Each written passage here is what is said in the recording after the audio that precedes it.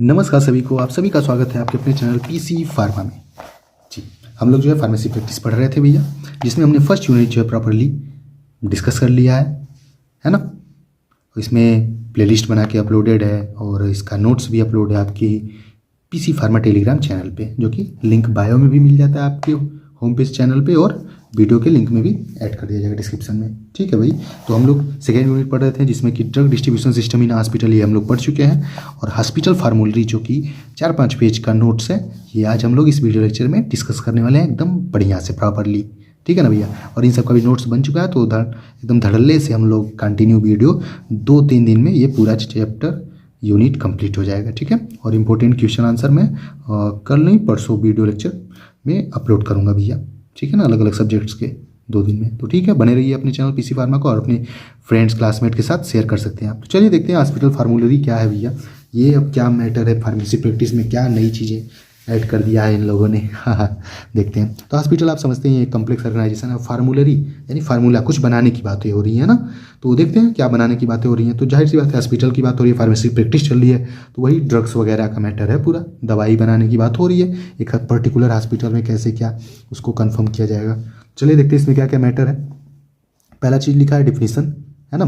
फिर लिखा है कंटेंट ऑफ हॉस्पिटल फार्मूलरी। फिर लिखा है differentiation of hospital formulary and drug list, preparation and revision and addition and deletion of drug from hospital formulary. तो 4-5 topic है मेनली, तो फटाफट छोटा छोटा टॉपिक से कंप्लीट करते हैं। आप पहले ही देख लीजिए नोट्स जो है, 1 पेज 2 3 4 5 ये 6 पेज, और इसके बाद अगला चैप्टर है थेराप्यूटिक ड्रग मॉनिटरिंग। तो मुश्किल से 20 से 25 मिनट आपके लगेंगे पर पेज पे। अगर 5 मिनट लेते हैं तो 25-30 मिनट लगेंगे। तो कंप्लीट करते हैं इसको। चलिए, तो आप लोग कॉपी पेन वगैरह लिख बैठिए। ठीक है भैया, देखते हैं क्या है मैटर।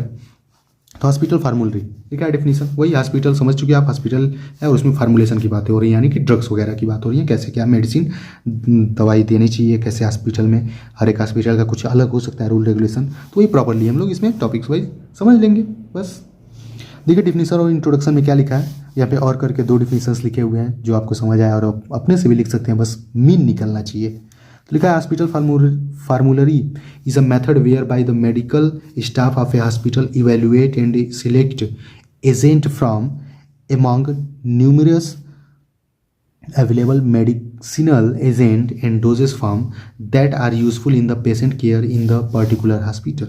ठीक है, हॉस्पिटल फार्मूलरी एक ऐसी मेथड है, एक ऐसा प्रक्रिया है जिसमें जो मेडिकल स्टाफ हॉस्पिटल के जो रहते हैं, जैसे कि फार्मासिस्ट हो गए, नर्स हो गए, और भी जो है ये इवेल्युएट करते हैं, जांचते हैं, चुनाव करते हैं, सिलेक्ट करते हैं ऐसे एजेंट्स के, जैसे कि वो मेडिकल एजेंट हो सकते हैं, डोजेस फॉर्म हो सकते हैं, कुछ भी खुराक, कोई भी दवाई, लिक्विड और टैबलेट फॉर्म में, सॉलिड, सेमी सॉलिड, ये सब हो सकते हैं, डोजेस फॉर्म, है ना। उसके बाद useful in the patient care in the particular hospital. तो मतलब सीधा सीधा निकल के आ रहा है कि हॉस्पिटल फार्मूलरी एक ऐसी मेथड है जिसमें मेडिकल स्टाफ जो है वो प्रोसेस करते हैं भैया, वो जो भी डोजेस फॉर्म वगैरह चुन के बनाते हैं, है ना। हॉस्पिटल फार्मूलरी ये एक ऐसा प्रोसेस है जिसमें हॉस्पिटल स्टाफ रहते हैं और ये बनाते हैं भैया कुछ फार्मूलेशन। अब वो क्या चीज़ें हो सकती हैं, सॉलिड हो सकता है, solid doses form, liquid dosage form, है ना, semi solid doses form, semi liquid dosage form. तो ये सब चीज़ें होती हैं पूरा हॉस्पिटल फार्मूलरी के अंतर्गत। तो और करके देखिए यहाँ छोटा सा और लिखा हुआ है डिफिनीशन। Hospital formulary is defined as method of evaluation of 2 selective medical agent and doses form by the pharmacist medical staff for the patient. Hospital formulary को हम परिभाषित कर सकते हैं एक ऐसी प्रक्रिया है जिसमें जांच किया जाता है, चुनाव किया जाता है मेडिकल एजेंट्स के, डोजेस फॉर्म के, इसके द्वारा, फार्मासिस्ट के द्वारा और मेडिकल स्टाफ के द्वारा। समझ के बाद तो ये भैया पूरा क्लियर है। ओके, चलिए अब इसमें देखिए आगे क्या लिखा है। It assist in procuring, prescribing, dispensing and administrating drug. Assist मतलब होता है सहायता करना, है ना, असिस्टेंट बोलते हैं ना, असिस्ट। तो प्रोक्योरिंग मतलब होता है खरीदारी वगैरह में ये सहायक हो जाता है। जैसे कि आप कुछ चीज़ें जब सिलेक्ट कर लिए कि इस हॉस्पिटल में यही दवाइयाँ चलेंगी, मान लीजिए 60 प्रकार की दवाइयाँ हैं, अलग अलग चीज़ें, एंटीबायोटिक, गैस की दवाइयाँ, पेन किलर, है ना, ऐसे अलग दवाइयाँ हैं, बीपी की मिला के 60 दवाइयाँ। तो ये अगर कंफर्म हो जाए एकदम कि यही 60 दवाएं हमें चलानी है, यही फार्मूलेशन हमें लाना है या फिर जैसे भी ऐड करना है, बनाना है, जो भी चीज़ें हैं, तो ये कंफर्म रहेगा ना, प्रोक्योरिंग खरीदने में आपको आसानी होगी, प्रोक्योर है ना, सहायता करेंगे। प्रिस्क्राइबेशन में भी डॉक्टर जानता रहेगा कि भैया हमारे पास यही दवाइयाँ हैं, यही चलती हैं, तो वो वही प्रिस्क्राइब करेंगे। डिस्पेंसिंग में भी आसानी हो जाएंगी, एडमिनिस्ट्रेटिंग ड्रग। ठीक है भैया। तो फिर लिखा है prefer drug list which should be continuously revised and reviewed. और इसमें प्रेफर मतलब होता है प्रेफर करना, आपको मतलब ऐसे दिया जाएगा, आग्रह किया जाएगा कि भैया ये चीज़ें हैं, ये लिस्ट है, आप कंटिन्यूसली इसी को रिवाइज करिए, इसी को चलाइए, ये चीज़ें एकदम कंफर्म हो जाती हैं हॉस्पिटल फार्मूलरी की वजह से। तो आप समझ पाए, एक हॉस्पिटल में मेडिकल स्टाफ के द्वारा कुछ चीज़ें इवेलुएट जांच किया जाता है, कुछ सिलेक्ट किया जाता है, और उन्हीं दवाइयों को आप हॉस्पिटल में चलाया जाएगा, वही हॉस्पिटल फार्मूलरी है ना। चलिए फिर देखिए आगे लिखा है रोल ऑफ फार्मासिस्ट। अब फार्मासिस्ट जी का रोल क्या है भैया, तो देखिए यहाँ पे provide information of selected drugs, यहाँ पे ये देंगे इन्फॉर्मेशन सिलेक्टेड ड्रग्स से संबंधित, जो भी दवाई सिलेक्ट किए रहेंगे, चुने रहेंगे। फिर लिखा है procedure governing uses of drugs, यहाँ पे प्रोसीजर यानी प्रक्रिया ऐसी भी रहेगी, गवर्न करना, जांच करना, ये सब जानते रहना कि कौन सी दवाइयाँ यूज़ करने लायक है, कौन सी यहाँ पे होती है ना। ये सब फार्मासिस्ट ही बताएंगे, क्योंकि वही तो दवाई देते हैं, वही तो चीज़ें करते हैं। ये डॉक्टर को बताएंगे हाँ भैया आप सर अपने पास ये दवाइयाँ हैं, तो ये चीज़ें प्रेस्क्राइब करिए, आप इस साल्ट में है, इतने mg में है, तो चीज़ें थोड़ी सी जानते रहेंगे ना। क्यों policies and procedure of hospitals, policy नीति, पॉलिसी मतलब नीति, तो हॉस्पिटल की प्रोसीजर और पॉलिसी कैसे, क्या दवाई वगैरह कैसे चलेगा, ये सब इसमें रोल होता है फार्मासिस्ट का, यानी कि हम लोगों का, है ना। लिस्ट ऑफ आइटम्स एडेड और डिलीटेड, कौन सी लिस्ट में आइटम मतलब दवाइयाँ ऐड होंगी, कौन सी डिलीट होगी, ये भी फार्मासिस्ट पे डिपेंड करता है। क्यों, क्योंकि वही तो बताएंगे कि हाँ ये स्टॉक है मार्केट में सर, ये नहीं है, तो यही दवाइयाँ हमें चलानी पड़ेगी। क्यों, ठीक है। Generic brand name, tablet of therapeutic index, appendix for dose calculation, तो जेनरिक ब्रांड नेम, कौन सा दवाई आ रहा है, जेनरिक आ रहा है, कौन पेशेंट आ रहा है, ये सब जानना, जांचना और बताना कि यही सब हॉस्पिटल फार्मूलरी में हम लोग ऐड करेंगे। ये सब फार्मासिस्ट का ही रोल होता है भाई। अपेंडिक्स फॉर डोज कैलकुलेशन, है ना, ये सब जो है लिस्टेड करना, सूची बनाना, है ना, ये सब निर्देश देना, कैलकुलेशन करना, कैसे कितना डोज में दिया जाएगा, कितने आइटम में। जैसे अब कैलकुलेशन का क्या सीन है, जैसे कि अब मान लीजिए कोई चीज़ आया है, जेनरिक आया चाहे ब्रांड आया, वो 10 ही mg का है, 20 mg का देना है, तो ये सब वो बताएंगे ना कि हाँ आपके अपने पास 10 mg का है, हमको 20 mg के लिए डबल डोज मतलब दो टैबलेट करना पड़ेगा, 2 tablet in 1 time taken by the patient. तो ये सब चीज़ें रोल ऑफ फार्मासिस्ट, इन्फॉर्मेशन देना, प्रोसीजर गवर्न करना, नीति बनाना, आइटम्स है कौन सा कौन नहीं है ये सब बताना, जेनरिक नेम ऐड करना, थेराप्यूटिक इंडेक्स में सूची बनाना, इंडेक्स मतलब सूची होता है, ये सब चीज़ें। चलिए अगले पेज पे आते हैं, देखिए भैया बस फटाफट खत्म करते हैं। अब ऑब्जेक्टिव ऑफ हॉस्पिटल फार्मूलरी सिस्टम पढ़ लेते हैं, क्या है मैटर भाई, ऑब्जेक्टिव उद्देश्य क्या है इसका।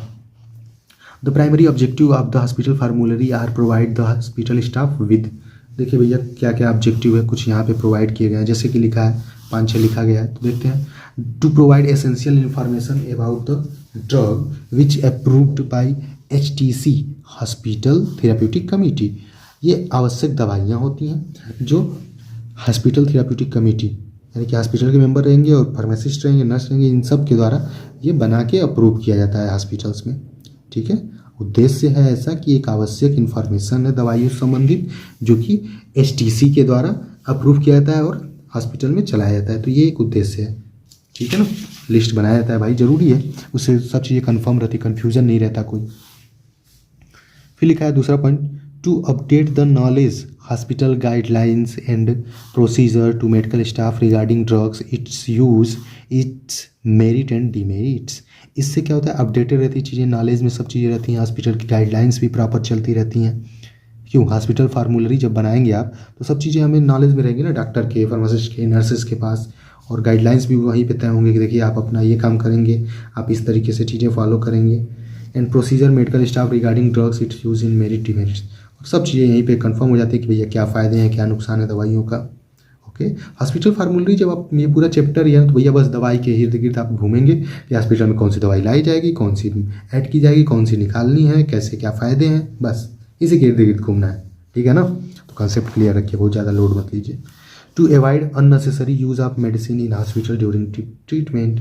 देखिए अब जब आप लिस्ट बना देंगे, जैसे अभी मैंने दिखाया था ना कि मान लीजिए 60 ड्रग्स ऐड हो गया कि ठीक है इतनी दवाइयाँ चलेंगी, तो अननेसेसरी दवाइयों का जो है लिस्ट में नाम नहीं रहेगा, तो बहुत आसानी हो जाएगी, क्योंकि कम दवाइयाँ रहेंगी, नाम आसानी से याद हो जाएंगी, चीज़ें ध्यान रहता है ना। तो वही लिखा है avoid unnecessary use of medicine. Okay, फिर लिखा है to reduce the cost burden on the patient. Patient पे भी बर्डन कम रहेगा, क्योंकि कन्फ्यूज़न नहीं रहेगा, ठीक है, उससे तुरंत आप बता देंगे कि अच्छा ये दवाई है, ठीक है ये इतने में मिल जाएगा, आप चुनिंदा चीज़ें रखे रहेंगे ना दवाइयाँ। To prevent duplication and wastage of drug in hospitals.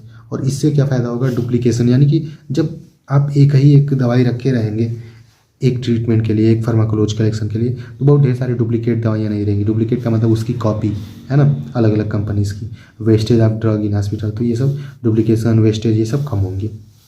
To help the hospital pharmacist in procurement of new drugs. Procurement means होता है खरीदना भैया, है ना, परचेज मीन्स भी खरीदना होता है, बाई मीन्स भी खरीदना होता है, तो प्रोक्योरमेंट मीन्स भी खरीदना ही होता है। तो ये ऑब्जेक्टिव, इसका उद्देश्य ये भी है हॉस्पिटल फार्मूलरी का, कि इससे फार्मासिस्ट जो है आसानी से नई दवाइयाँ खरीद सकते हैं, क्योंकि उन्हें पुरानी दवाइयों का नाम पता रहता है, लिमिटेड हैं जो फिक्स की गई हैं, उसके आगे जो भी और लेना होना है तो खरीदने में आसानी होती है हॉस्पिटल फार्मूलरी की वजह से। ओके, तो ये थे ऑब्जेक्टिव कुछ, है ना, बहुत आवश्यक है हॉस्पिटल फार्मूलरी।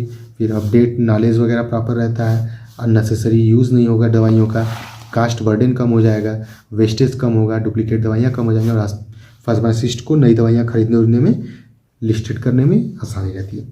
ठीक है, फिर लिखा है नीड फॉर हॉस्पिटल फार्मूलरी। क्या इसकी ज़रूरत क्या है, वो तो उद्देश्य था कि ऐसी ऐसी चीज़ें हमें ज़रूरी करनी चाहिए, इसके लिए हम करते हैं। और नीड क्या, आवश्यकता है क्या है, टू मैनेज मेडिसिन्स।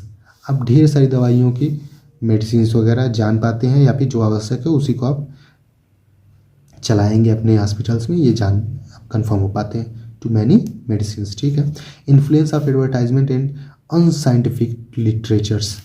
प्रभावित होती है एडवर्टाइजमेंट, जो भी आपको प्रचार प्रसार करना है तो ये भी प्रभावित होंगे। क्यों, क्योंकि नीड ऑफ हॉस्पिटल फार्मूली, अब जब लिमिटेड चीज़ें रहेंगी तो प्रचार प्रसार करना भी कम रहेगा कि हाँ ये दवाइयाँ इसके लिए हेल्पफुल है। आप देखते हैं ना कि ढेर सारे वो चार्ट्स वगैरह भी लगाए जाते हैं, तो एडवर्टाइजमेंट भी आसानी से हो जाएगा।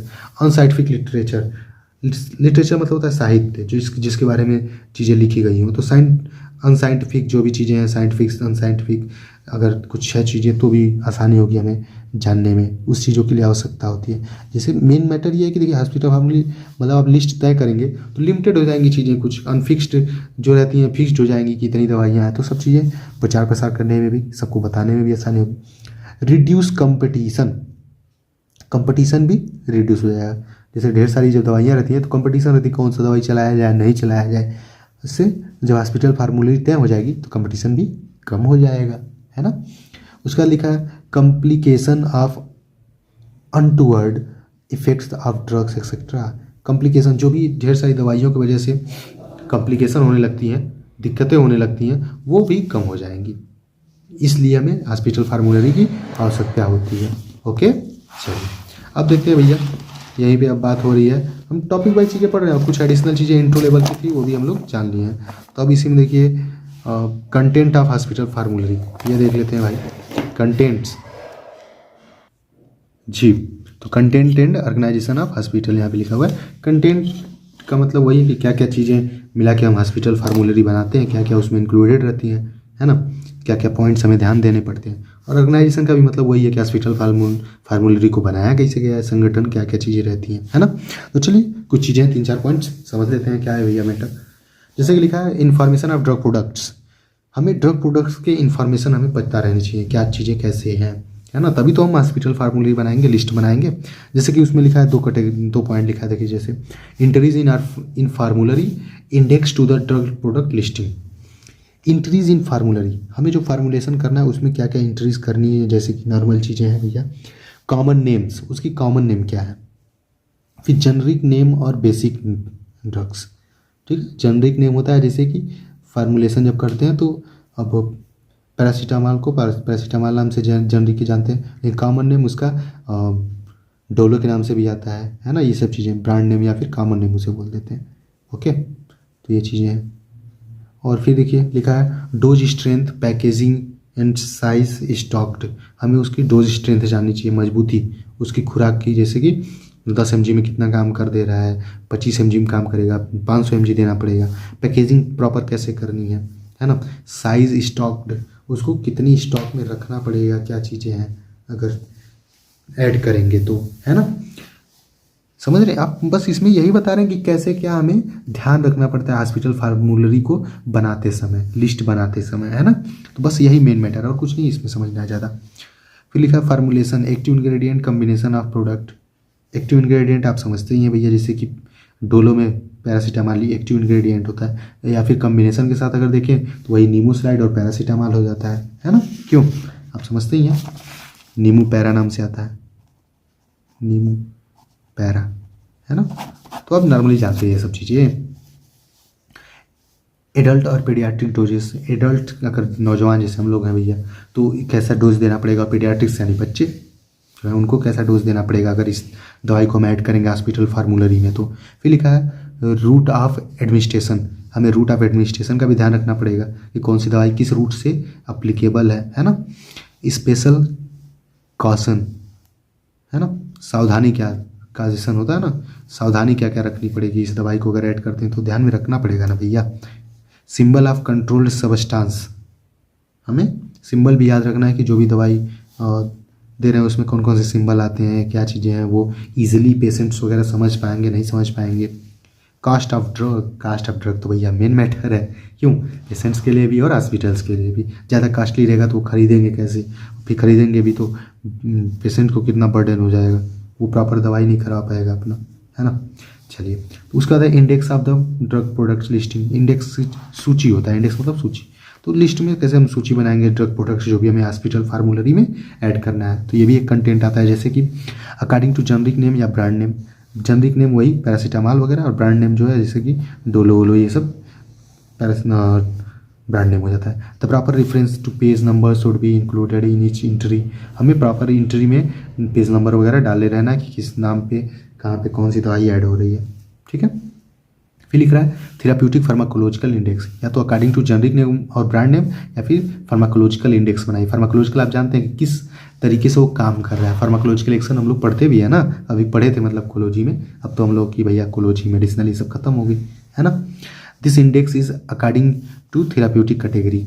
तो इसको जो हम थेराप्यूटिक कैटेगरी यानी कौन सी कैटेगरी की दवाई या किस आर्गन पे किस बीमारी को ठीक करने में यूज कर रहे हैं, उस हिसाब से हम ड्रग की लिस्टिंग करेंगे हॉस्पिटल फार्मूलरी में। एंटी हाइपरटेंसिव ड्रग है जैसे कि, है ना, एंटी साइकोटिक आता है, एंटीबायोटिक आता है। ओके, तो ठीक है, अगली पॉइंट देखते हैं जो कि कंटेंट होना चाहिए। दूसरा पॉइंट है मेनली, तो ये है इन्फॉर्मेशन ऑन हॉस्पिटल पॉलिसी। हमें हॉस्पिटल पॉलिसी के अनुसार इन्फॉर्मेशन हमें पता रहनी चाहिए, सूत्र जो भी है चीज़ें अपने हॉस्पिटल की नीति के अनुसार।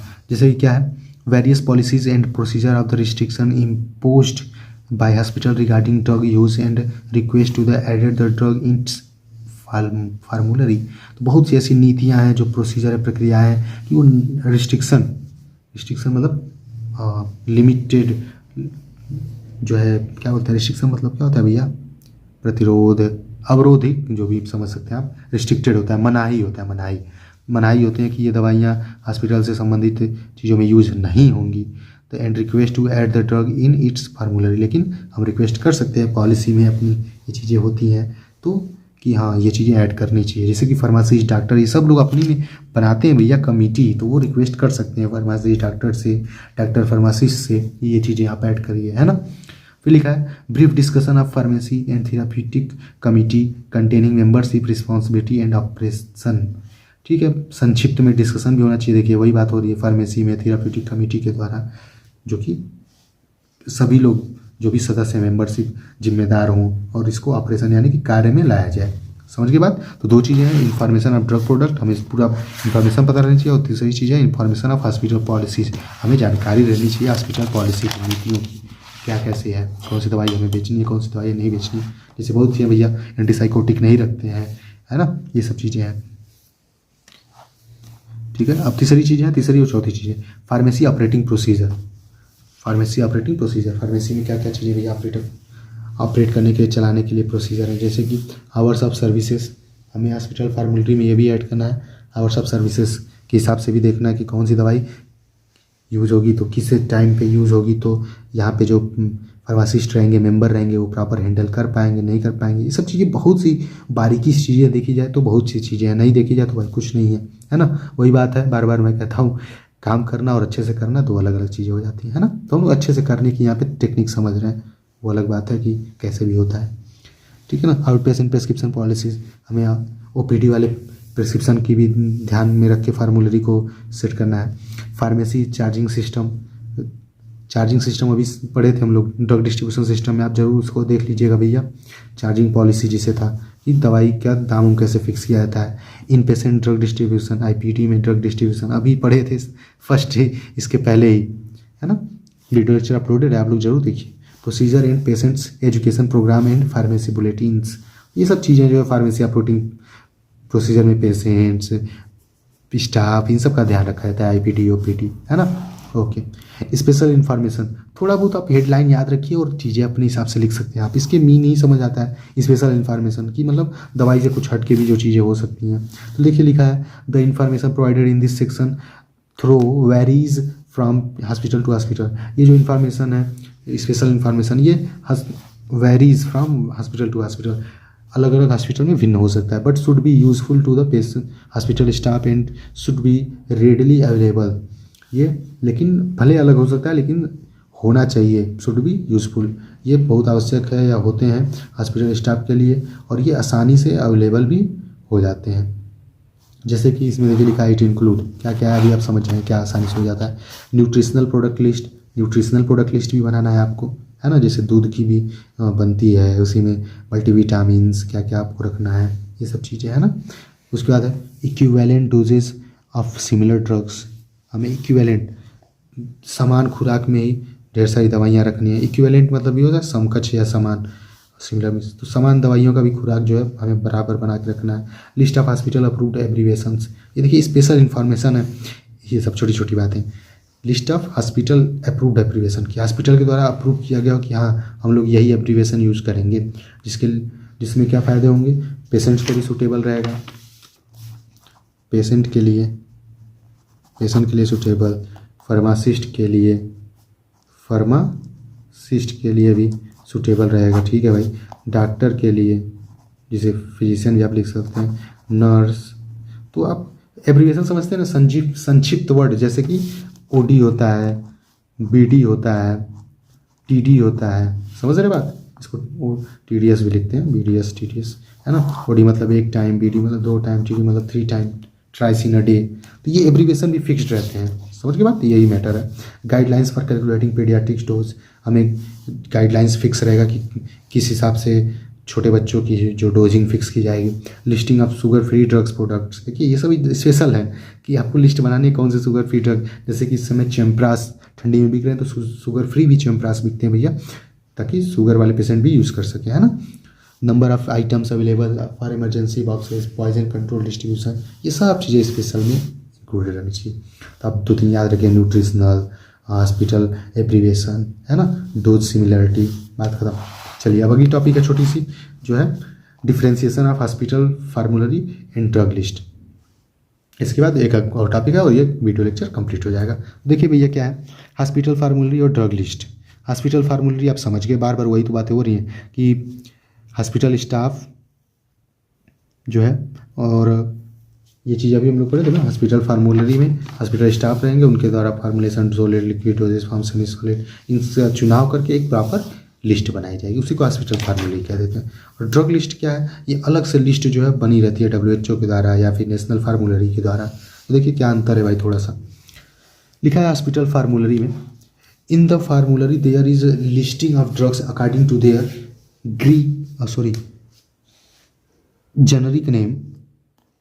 generic name followed by strength, dosage form, posology, adverse reaction, drug interaction, pharmacological uses and recommended quantity to be dispensed।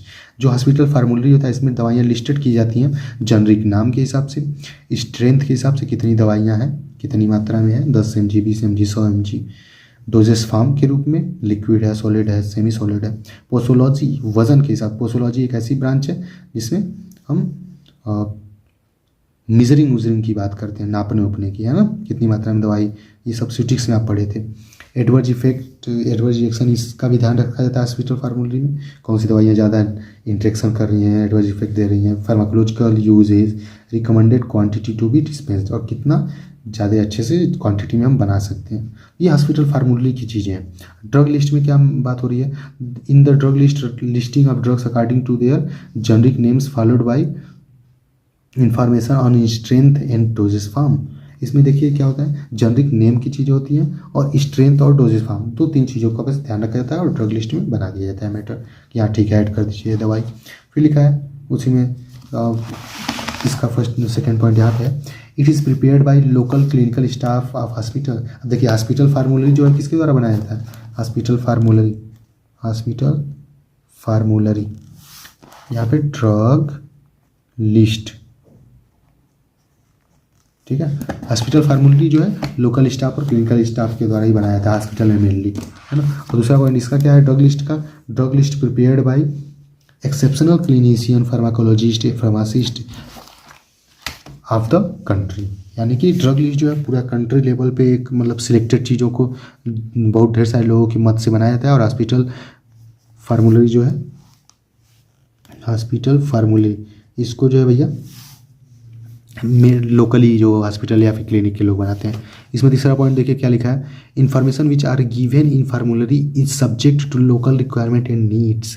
इसमें इन्फॉर्मेशन ये तय किया जाता है कि लोकली जो है हमें आवश्यकताएं क्या है छोटे लेवल पे, उस हिसाब से दवाइयों का नाम इसमें लिस्टेड किया जाता है। Information which is given in drug list is based on pharmacological properties, और ये जो फार्माकोलॉजिकल बेस्ड प्रॉपर्टीज़ पे मेनली डिपेंड करता है और ऑल इंडिया के लोगों से हिसाब से बनता है ये कहीं ना कहीं, ठीक है। ये था हॉस्पिटल फार्मूलरी और ड्रग लिस्ट। तो हॉस्पिटल फार्मूलरी याद रखिए जो लोकली क्लिनिशियन और हॉस्पिटल में बनाए जाते हैं, और जो ड्रग लिस्ट होता है ये कंट्री लेवल पे फार्माकोलॉजिस्ट फार्मासिस्ट के हिसाब से बनाया जाता है ना। ओके, और ये फार्माकोलॉजिकल बेस पे होता है और ये लोकल बेस पे होता है कि हमें कौन सी चीज़ें यूज़ करनी है, ठीक है भैया। अच्छा चलिए अब आते हैं लास्ट टॉपिक आपका, और इसके बाद ये ख़त्म हो जाएगा, ठीक है भाई। चलिए 1.5 पेज और पढ़ने हैं आपको, 1.5। देखिए इसमें क्या, preparation and revision of hospital फार्मूलरी। अब हमें प्रिपरेशन और रिवीजन यानी कि कैसे बनता है, और रिवीजन उसको बार बार हमसे दोहराना कैसे है कि आखिर कोई दवाई छूट तो नहीं रही है, कोई दवाई निकालनी तो नहीं है इसमें से कि ये दवाई हम भूल गए ऐड करना, ठीक है। तो ये चीज़ हमें ध्यान रखना है। तो देखिए क्या लिखा है भाई, प्रिपरेशन, पहले प्रिपरेशन की बात करेंगे फिर रिवीजन ऑफ हॉस्पिटल फार्मूलरी की। तो प्रिपरेशन में लिखा है, it is a very initial step in the development of a hospital फार्मूलरी of any hospital. ये एक बहुत शुरुआती स्टेप है विकास का किसी भी हॉस्पिटल फार्मूलरी का, जिसमें होनी चाहिए, ठीक है। किसी भी हॉस्पिटल में शुरुआती स्टेप है विकास के लिए जो हॉस्पिटल फार्मूलरी बनाया जाता है। देखिए पॉइंट वाइज कुछ चीज़ें लिखी गई है। पहला पॉइंट लिखा है, 5 6 7 पॉइंट है। तो लिखा है पहला पॉइंट यहाँ पे, hospital formulary is prepared by identifying the most of the common diseases being treated in the hospital by referring all medical staffs of the hospitals. ये हॉस्पिटल फार्मूलरी जो बनाया जाता है, प्रिपेयर किया जाता है, ये पहले पहचाना जाता है कि यहाँ पे हमारे लोकली जो है हॉस्पिटल फार्मूलरी अभी क्लियर किया हम लोगों ने, लोकली देखी जाती है चीज़ें। तो बहुत सी बीमारी जो कौन सी हो रही है लोगों को, उसी हिसाब से तो आप दवाई रखेंगे, कौन से पेशेंट्स आ रहे हैं हमारे यहाँ, तो वही बोल रहा है prepared identifying the most of the common disease being treated in the hospital. कौन सी बीमारी का इलाज हमारे हॉस्पिटल्स में हो रहा है, उसी हिसाब से हम हॉस्पिटल फार्मूलरी प्रिपेयर करेंगे भैया। फिर लिखा है दूसरा पॉइंट में, the suitable committee who is preparing the hospital formulary brought together to identify appropriate treatment for each of the common health diseases. जो भी सुटेबल कमिटीज़ है, जैसे HTC लिख रहा था ना, हॉस्पिटल थेराप्यूटिक कमिटी, है ना, तो उस हिसाब से हम कमिटी से हिसाब से बनाएंगे कि कौन सी वो डिजीज़ देख रहे हैं कि भैया इस डिजीज़ को यहाँ पे ट्रीटमेंट किया जाता है प्रॉपर्ली, उसी हिसाब से हम दवाई को रखेंगे, ठीक है। फिर लिखा तीसरा point, another method for the preparation of formulary is to receiving of WHO model listing of essential medicine. Essential medicine list आपने पढ़ा था कोलॉजी में ही, कोलॉजी फर्स्ट था 4th सेमेस्टर में। एसेंशियल लिस्ट वो होती है दवाइयाँ की जिसकी वजह से a large population are satisfied to curing the diseases, है ना। एक ऐसी एसेंशियल लिस्ट ऐसी दवाइयाँ होती हैं जो बहुत से पैमाने में लोगों को ठीक करने की काम में आती है, तो WHO की लिस्ट के हिसाब से भी आप देख के थोड़ा सा दवाई प्रिपेयर कर सकते हैं। इस departments have rights for any comments on the drug list. प्रत्येक डिपार्टमेंट को, जैसे कि फार्मासिस्ट के, नर्स को, फिजिशियंस को, सबको ये राइट्स, अधिकार होने चाहिए कि वो कमेंट कर सके ड्रग लिस्ट पे, वो बता सके कि इस ड्रग लिस्ट में जो आपने बनाई हैं 10 दवाइयाँ ऐड की हैं तो ये नहीं होनी चाहिए, या इसमें एक और दवाई ऐड होना चाहिए। ये सब सभी डिपार्टमेंट के लोगों को जो है अधिकार होना चाहिए बताने की, इस पर टिप्पणी करने की, हाँ ये चीज़ें आपने सही किया, ये चीज़ें गलत हो गई, ये लग रही है, जो ये सब बातें है ना। तभी तो एक अच्छा सा ड्रग लिस्ट बन के तैयार होगा। ड्रग लिस्ट नहीं, हॉस्पिटल फार्मूलरी। ओके, फिर लिखा है the drugs and therapeutic committee, DTC था, मैं STC बोला था, ड्रग्स और थेराप्यूटिक कमेटी। ये causation checks each comments given on the respective drug list, provide the feedback on it। ये लिस्ट को चेक करना है, जब सब लोग जिसको भी अधिकार है वो कमेंट्स किए हैं, अगर कोई प्रॉपर चेक करना है, उनको फीडबैक भी देना है कि हाँ देखिए नहीं ऐसे चीज़ें ऐसे हैं, अच्छा ठीक है आपने सही बोला, हम इसको ठीक कर देंगे। समझ के बाद फिर लिखा छठा point, on the basis of information with evidence based on the review committee make फार्मूलरी।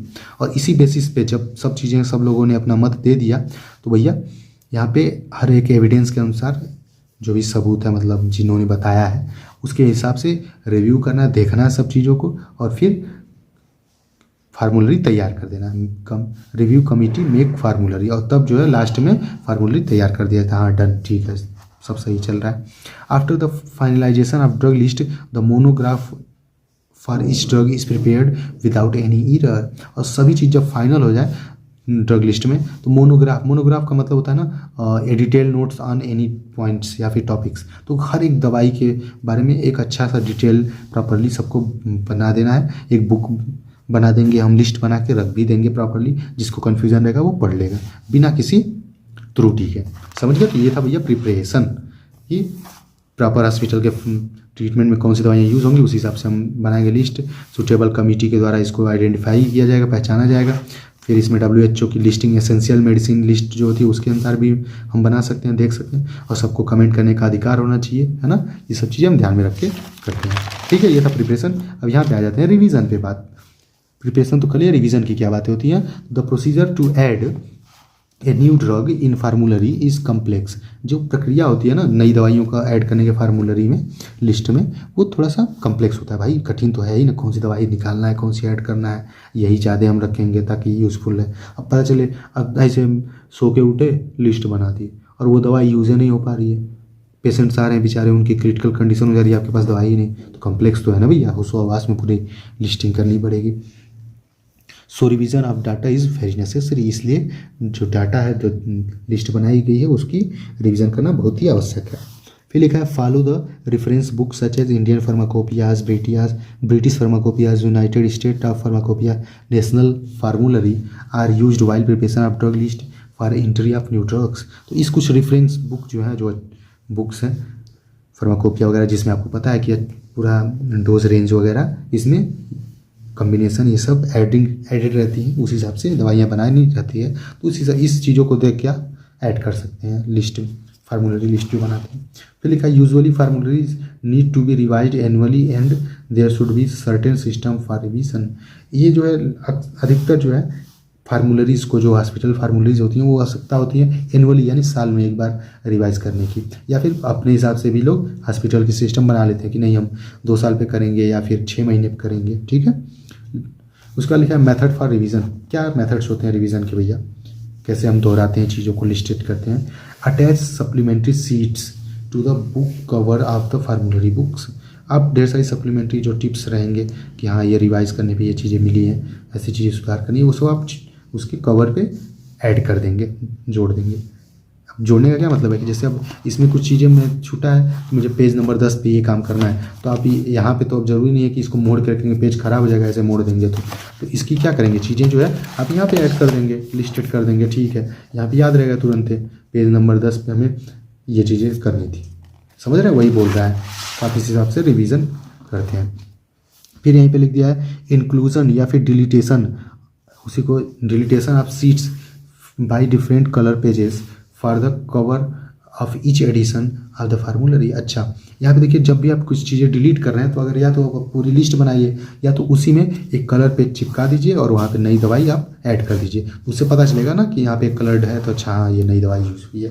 तो भैया ठीक है, यहाँ से अब नेक्स्ट चैप्टर स्टार्ट हो जाएगा, थेराप्यूटिक ड्रग मोनेटाइजेशन, मोनेटाइजेशन बोल रहे हैं भैया, monitoring, sorry therapeutic drug monitoring, TDM भी शॉर्ट फॉर्म में बोलता है। तो ये चीज़ें भी इसी में ऐड करता है, लेकिन ज़्यादा वीडियो लेक्चर लंबा हो जाएगा, कोई मतलब नहीं है, दूसरे वीडियो लेक्चर में आपको मिल जाएगा पार्ट 3 में। यहाँ पे देखिए एडिशन और डिलीटेशन, अब थोड़ा सा ये बात है, छोटी सी बात है कि कौन सी दवाई कैसे ऐड करते हैं हॉस्पिटल फार्मूलरी में और कैसे डिलीट करते हैं। तो सीधी सी बात है, कमेटी बैठेगी, उन्हीं के हिसाब से वो ग्रुपिंग की जाएगी, डिस्कशन किया जाएगा, वही बातें हैं, 4 लाइन आप समझ लीजिए, बात खत्म। लिखा है for addition of new drug into the hospital formulary the hospital therapeutic committee should consider the therapeutic potency and equivalence existing drug in terms of its safety, efficacy और सुटेबिलिटी ऑफ एडमिनिस्ट्रेशन। अगर कोई चीज़ नई दवाइयाँ add करनी है तो hospital formulary में तो HTC हॉस्पिटल थेराप्यूटिक कमेटी रहेगी, होनी चाहिए, जो समझे सब चीज़ों को, उसकी पोटेंसी को, दवाइयों को, जो भी ऐड करना है हमें, उसकी इक्विवेलेंसी वो किस हिसाब से काम कर रही है, समकलन। अब जैसे ये होता है समकक्ष देखने का मतलब ये है कि कोई सिरप है उसको 1 ढक्कन आप पिला रहे हैं तो काम चल जा रहा है, अब कोई सिरप आप लाएंगे 2 ढक्कन 3 ढक्कन पिलाना पड़ेगा, तो पेशेंट्स के लिए भी थोड़ा सा बर्डन हो जाता है और उसको लगता है कि आप जल्दी सिरप खत्म हो जाएगा, जल्दी खरीदना पड़ेगा, तो इस इक्विवेलेंसी आपको ध्यान रखना पड़ता है। ड्रग टर्म्स, सेफ्टी का भी ध्यान रखना पड़ता है भैया, और एडवर्स ड्रग रिएक्शन वगैरह, एफिकेसी प्रभावी है कि नहीं, वही प्रभावी बोल रहे हैं ना, 1 ढक्कन में कोई काम चल दे रहा है, कोई 3 ढक्कन पीना पड़ रहा है, दिक्कत हो रही है। और सुटेबिलिटी ऑफ एडमिनिस्ट्रेशन, और सुटेबल भी होना चाहिए एडमिनिस्ट्रेशन में, ओरली हम ले पा रहे हैं कि नहीं ले पा रहे हैं, सबसे सुटेबल रूट जो है ओरल होता है, ये माना जाता है ना। ओके, तो ये था एडिशन का सिस्टम, कमेटी के द्वारा बनाया जाना चाहिए और ये सब चीज़ें ध्यान रखना है हमें। There is need to consider and compare the total cost of treatment course, और यहाँ पे हमें ये भी आवश्यकता होती है समझने की, तुलना करने की, कि इस दवाई को अगर हम ऐड करते हैं तो इसको ट्रीटमेंट में कितने दिन तक चलानी पड़ेगी। कोर्सेज का मतलब यही होता है कि starting to till last date, कब से लेके कब तक चलाना पड़ेगा, तो ये भी ध्यान रखना पड़ेगा भाई ऐड करने में। फिर लिखा है the drug should be recognised by pharmacopoeias formularies approach under drug and cosmetic acts rules etcetera. और इसमें ये भी आपको ध्यान रखना पड़ेगा अगर ऐड करना है या फिर डिलीट करना है कि फार्माकोपिया के हिसाब से भी आपको अप्रोच करना है, दृष्टिकोण फार्माकोपिया के दृष्टिकोण से भी हमें सब चीज़ें देखना और समझना पड़ता है, तब हम ऐड कर सकते हैं या फिर निकाल सकते हैं। समझ गए बात। तो एडिशन और डिलीटेशन का मेनली यही मतलब है कि आप कमेटी बैठाएंगे, HTC, आप कुछ नहीं याद है तो कमेटी, थेराप्यूटिक कमेटी लिख दीजिए। एंड आल्सो का noticeable points is the therapeutic potency, adverse effect, drug interaction, safety, usage, efficacy, administration route, ऐसे करके ढेर सारे पॉइंट्स लिख दीजिए, हो जाएगा आपका एडिशन और डिलीटेशन, बात खत्म। तो ये आपने पूरी टॉपिक जो है भैया कवर कर ली है आपकी हॉस्पिटल फार्मूलरी के जो भी टॉपिक्स थे, डिलीटेशन, एडिशन, ये सब चीज़ें तो हो गया है। ठीक है, आप लोग बने रहिए ऐसे ही अपने चैनल PC फार्मा के साथ, और इसका नोट्स मैं वीडियो के लिंक में ऐड कर दूंगा, आप लोग जरूर देख लीजिएगा, ठीक है, डिस्क्रिप्शन में। ओके भैया, तो bye bye, love you, take care, और अपने दोस्तों से, क्लासमेट से शेयर कर दीजिए। क्वेश्चन हमको मिल जाएंगे 1-2 दिन में, इंपॉर्टेंट क्वेश्चन और आंसर जो भी मैं कोशिश कर रहा हूँ 2 से 3 दिन में। बाय बाय, मिलते हैं नेक्स्ट वीडियो लेक्चर में।